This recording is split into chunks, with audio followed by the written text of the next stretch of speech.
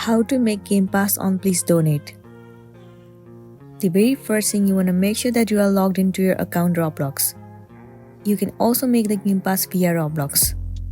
Once you are logged into your account, head over to Create option.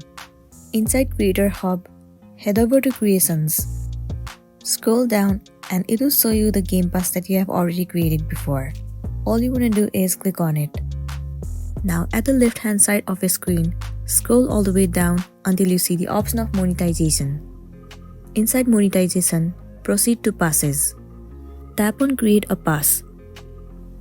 In here, you have to give it a name and a description. You can also skip this part. So once you have entered, click on Create Pass. The pass has been created successfully. Now head over to this pass and then click on Sales over here. Toggle on this option Item for Sale. Enter the price and then click on Save Changes. Once you do that, you will be good to go. So that's all for today, and this is simply how you can make Gamepass on Please Donate.